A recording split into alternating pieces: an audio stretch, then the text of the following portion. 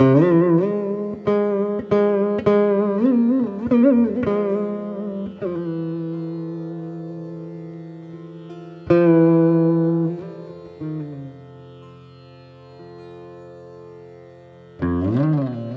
know, from my experience of how Gurudeva encouraged me to where I am today, was his constant attention to me, as in terms of what are you doing with your life, where are you going, and in that way he was always saying, like one time he turned to me and Rajanath Prabhu said to Gurudev, oh, Gurudev, he's doing this seva, he's helping the devotees in this way, he's doing this and doing this, and Gurudev turned to me and he said, but what are you doing? You know, and it was like really stern in my face, and I was like, wow, that was really strong. It means that he wanted to tell me something, as in terms of do more, get your act together, you know, it's like do something.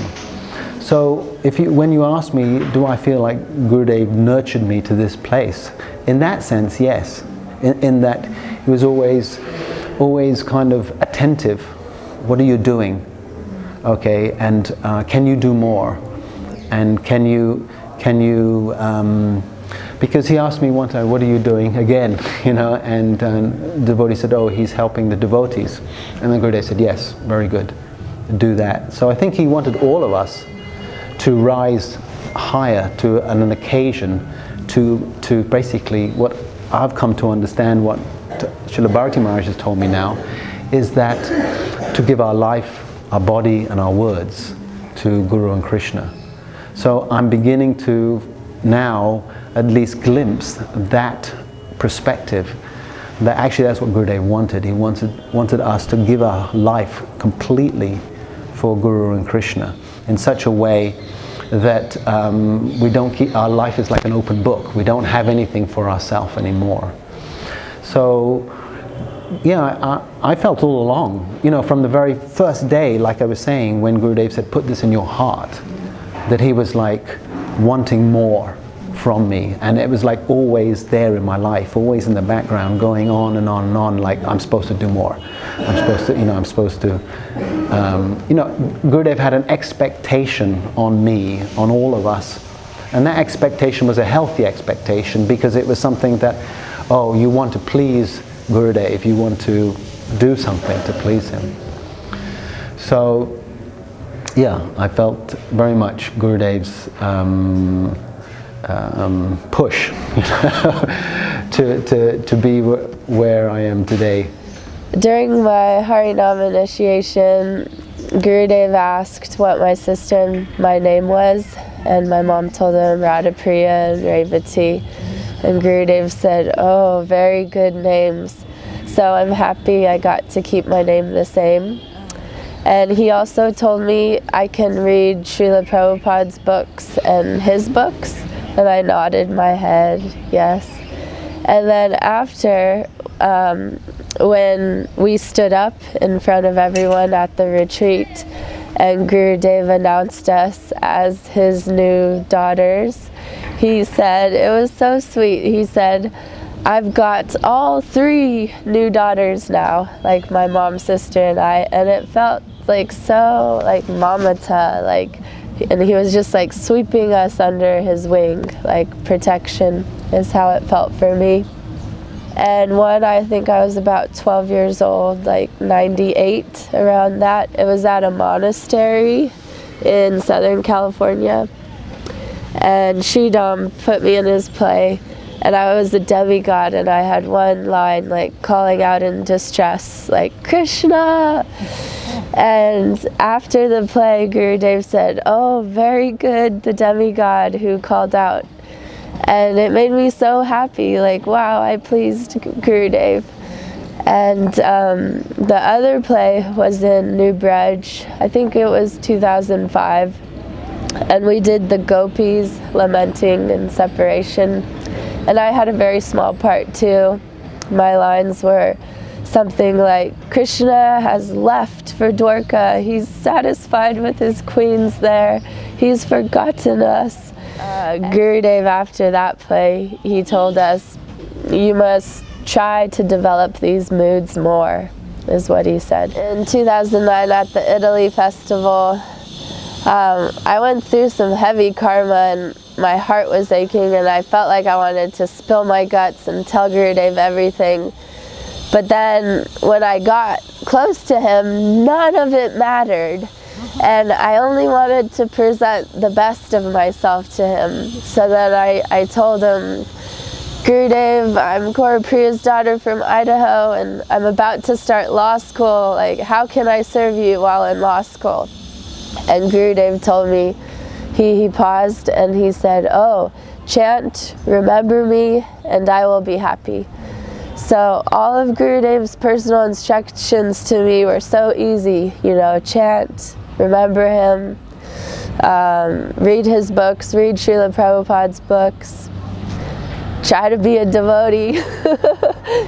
So I'm really so grateful and pray that Gurudev's with me birth after birth, no matter what, as long as I endeavor properly. Okay, once Tirthapad, he once asked me what's the goal of my life. You know Tirthapad Prabhu, Janava's father.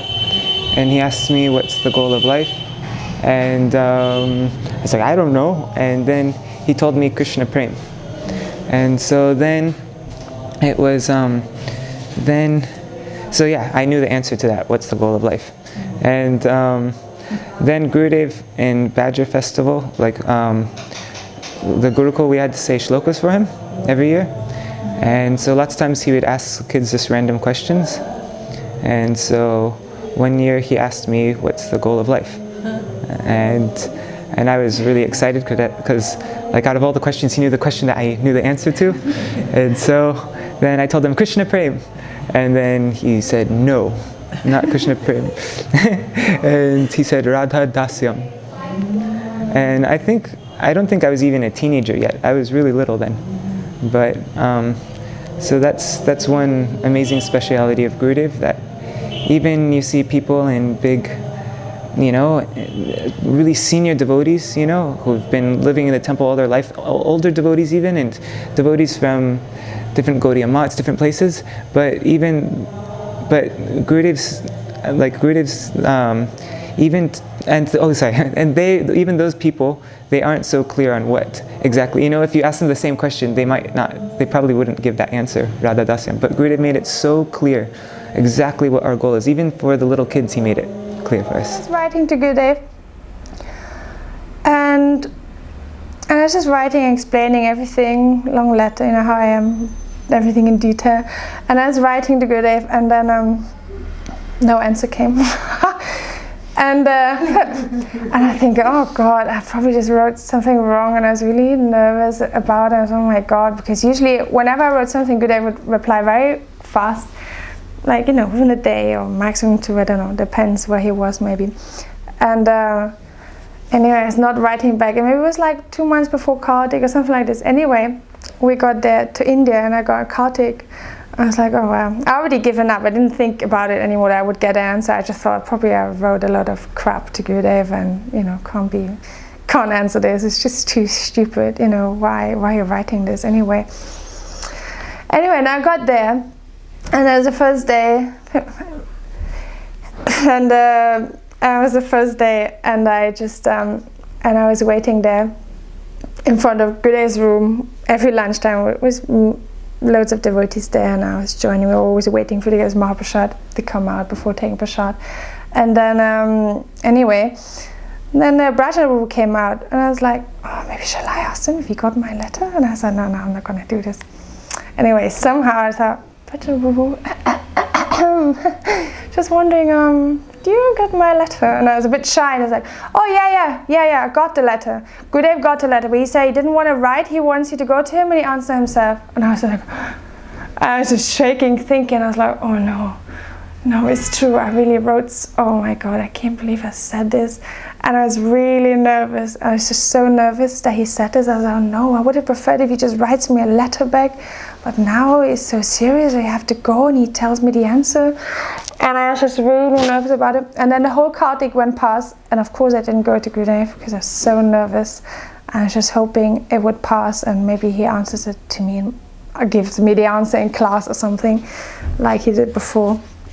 Anyway, and then Kartik was finished, and then everyone left, and maybe it was only 100 or 150 devotees left, and it was in Govardhan. And then Gurudev, every afternoon he would come out. There's this, this where now Śrī Gurudev's Pushpa Samadhi, there's this lotus there.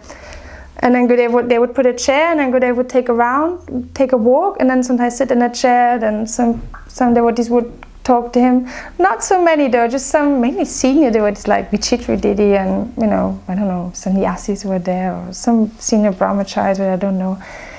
Anyway, and I was just thinking, wow, I don't think I'm gonna make it to ask my question. Anyway, I didn't really want to ask. It was just Braja who told me that Gurudev said I should go to Gurudev because he wanted to tell me directly, and I was like, not sure. Anyway, and I was down at the top of the stairs.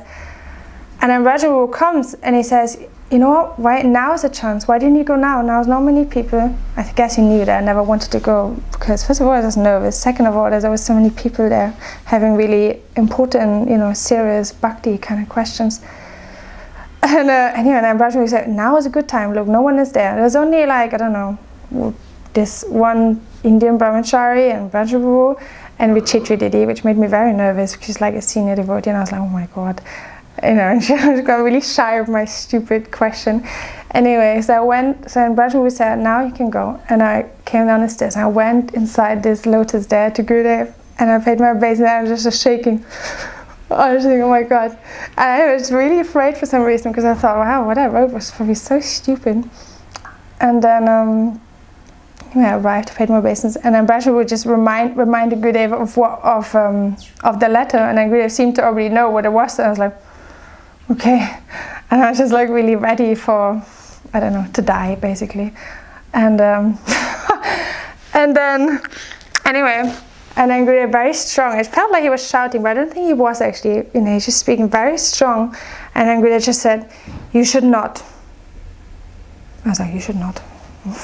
And it just felt like long gaps in between. I don't know. It's just a funny feeling. And Gurudev just said, "You should not." He said, if you wanna advance in bhakti, then you can serve any senior Vaishnavis. And also you should be one-pointed in your nishta to Gurudev. You should be one-pointed, not give your heart here and there. And anyway, and then it wasn't as bad as I thought it would be what he said. And it was just it was very strong. It gave me a very strong impression. It basically confirmed my doubt or my concern that I expressed to him in the letter. And actually I thought, yeah, it's good that I said it to him, it's good that I wrote to him, because Gurudev took it so serious that he didn't reply me back in a letter as he usually would, but had to wait and go through the whole nervous ceremony for 1 month until I finally, went to Gurudev, and Gurudev said that, I just gave a very strong impression, don't give your heart here and there. You can serve if you want, but you don't give your heart here and there. Be one-pointed to me. Otherwise, I just felt I'm losing this space in my heart that is meant for good. I'm losing it here and there. It wasn't because that Vaishnava wasn't beautiful or anything. It's beautiful Vaishnava that was, but it just felt like I'm losing my connection that is meant to be for Gurudev. Gave it away or something. Anyway, so Gurudev was saying this, and it was very powerful, very beautiful. Yeah, it really changed my mentality and my heart a lot.